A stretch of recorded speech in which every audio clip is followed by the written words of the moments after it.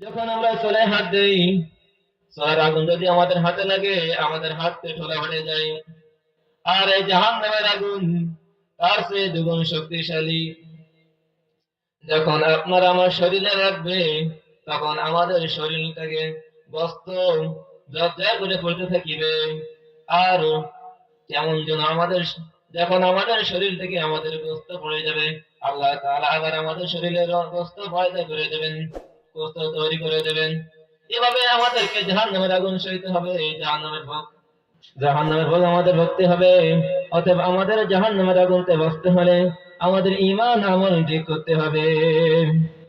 আল্লাহ তাআলা তাই পবিত্র কোরআনের ভেতরে বলেছেন, ইয়া আইয়ুহাল্লাযীনা আমানু কু আনফুসাকুম ওয়া আহলিকুম নারা। হে ইমানদারগণ, হে মুমিনগণ, আল্লাহ তাআলা কিন্তু এখানে কে কাফেরগণ বলতে পারতো, আল্লাহ তাআলা এখানে বলতে পারতো ইয়া আইয়ুহাল কাফিরুন, হে কাফেরগণ, ইয়া আইয়ুহাল মুশরিকুন, হে মুশরিকগণ। আল্লাহ তাআলা তা না বলিয়া আমাদেরকে ভালোবাসিয়া আমাদের উপর মায়া রেখিয়া তিনি বলেছেন, হে ইয়া আইয়ুহাল্লাযিনা আমানু, হে ইমানদারগণ, আপনি জাহান্নামের আগুনতে বাঁচুন এবং তোমার আহল পরিবার পরিজনকে জাহান্নামের আগুনতে বাঁচাও। তাহলে জাহান্নাম যে এত ভয়াবহ জায়গা, সামান্য পরিমাণ আমরা চুলার আগুন সইতে পারি না, আর ওই জাহান্নামের যে আগুন আমরা কিভাবে শোব?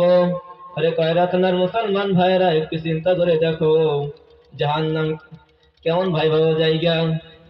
আল্লাহ তাআলা পবিত্র কালামুল্লাহ শরীফে বলেছেন, ইয়া আইয়ুহাল্লাযীনা আমানুত্তাকুল্লাহা হাক্কা তুকাতিহি ওয়া লা তামুতুন্না ইল্লা ওয়া আনতুম মুসলিমুন।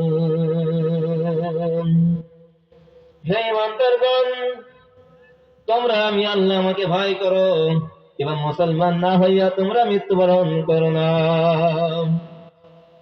আজকের আমরা মুসলমানের সন্তান হইয়া আমরা ইসলাম ধর্ম গ্রহণ করার পরে আমরা সারাক্ষণ গুনাহের কাছে লিপ্ত থাকি, আমরা সারাক্ষণ গীবত করি, আমরা শিরক করি, আমরা জুলুমের সাথে শিকড় থাকি, আমরা হারাম খাবার খাই।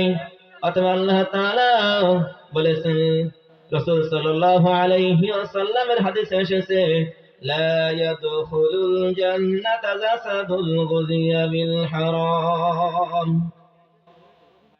হারাম ভক্ষণকারী শরীর বেহেশতে প্রবেশ করবে না।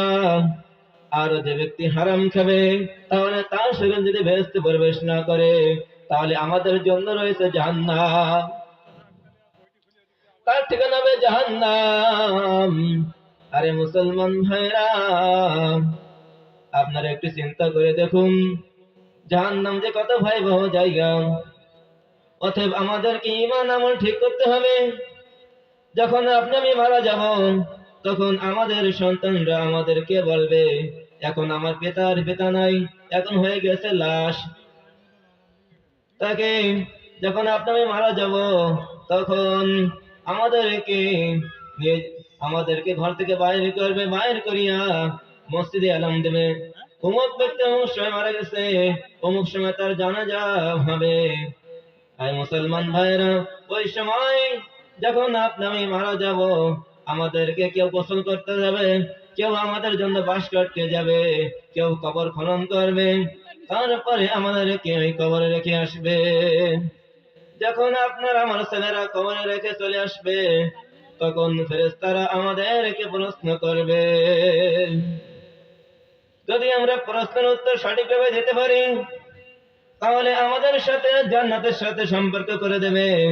আর যদি আমরা প্রশ্নের উত্তর সঠিক না দিতে পারি, তাহলে আমাদের সাথে আর জাহান্নামের সাথে সম্পর্ক করে দেবে।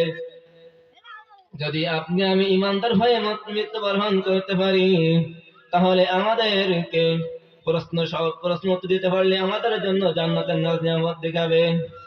জান্নাতের নাজ নিয়ামত এরকম যে যখন আমরা জান্নাতের ফল ফুল খেতে চাবো, তখন আমাদেরকে জান্নাতের ফল ফুল আমাদের খেতে দেবে।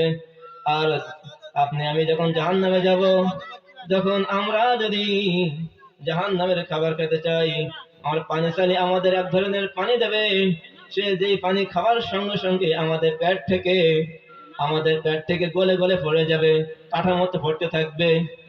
জাকুম নামে একটি ফল আছে, সেই ফল আমাদের খাওয়ানো হবে। আরে মুসলমান ভাইরা, কেন সময় আছে, কেন আল্লাহ তাআলা তোমার হায়াত দিয়েছে, তুমি ভালো পথে চলে আসো, তুমি ইসলামের পথে চলে আসো, তুমি আল্লাহ তাআলার বিধিবিধান মানো, না মানলে তোমার ঠিকানা হবে জাহান্নাম। জাহান্নামে যখন আপনি আমি যাব, তখন আপনার আমার ছেলেরা আমাদের জন্য কিছু পাঠাবে না। আমার ছেলেরা যদি আমার ছেলেরা যদি আমার দোয়া করে, ওই দোয়া ছাড়া আমাদের জন্য কিছু যাবে না। অতএব আমাদের উচিত ঈমান আমল ঠিক করা। আজ বর্তমান সমাজে কিছু কিছু মুসলমানের ছেলেরা আছে, তারা সারাক্ষণ গুনাহের কাজে লিপ্ত থাকে। কয়েকদিন আগে আমি একটি নিউজ পড়ছিলাম, কয়েকদিন আগে আমি ফেসবুকে দেখছিলাম যে 14 ফেব্রুয়ারির দিন কিছু মা বোনরা ধর্ষিত হয়েছে, অসংখ্য নারীরা। এই দিন অনেক একটা খারাপ দিন চলে গেছে মুসলমানদের উপর, যাদের সন্তানরা এই দিন ওইসব কাজে লিপ্ত রয়েছে, অনেকের মেয়েরা এই দিন গর্ভবতী হয়ে গেছে। অতএব এই যে 14 ফেব্রুয়ারি এটা চলে গেছে, এর মূল উদ্দেশ্য, এর যে মূল কারণ, এটা যে শুরু করেছে এক ইহুদির বাচ্চা এটা প্রথম শুরু করেছিল। সেখান থেকে আজ পর্যন্ত সেটা চালু আছে। আর বাংলার মুসলমানের ছেলেরা আজকের এই উদযাপন করতে ব্যস্ত থাকে।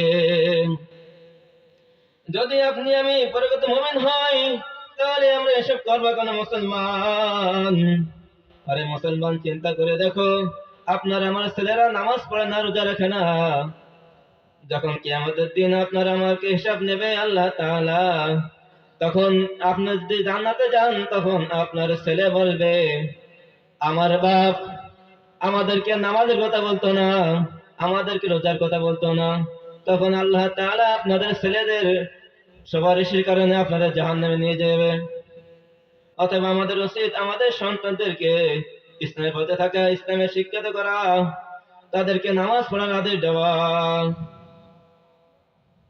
আরে মুসলমান, তুমি এখনো, যখন তুমি আমি মারা যাব, তখন আল্লাহ তাআলা বলবে, তোরে আমি 1 না 2 না 60 বছর, 70 বছর, 100 বছর আমি হায়াত দিছি, তুই এই হায়াতে কোথায় লাগাইছিস, তুই কোন কাজে ব্যয় করেছিস?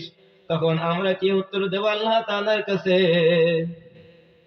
যখন আমাদেরকে কিয়ামতের দিন ওঠানো হবে, যখন আমাদের উপর সূর্যের যে তাপটা আমাদের মাথার উপর রাখা হবে, তখন আমাদের মাথার মগজগুলো গলে গলে পড়তে থাকিবে। আর যারা ইমানদার, যারা ভালো কাজ করবে, তারা ছায়ার তলে বসে থাকবে। আর যারা খারাপ কাজ করবে, তাদেরকে ওই যে সূর্যের তাপ তাদের মাথার উপরে দেওয়া হবে, এবং তাদেরকে তাদেরকে ওই যে শরীরকে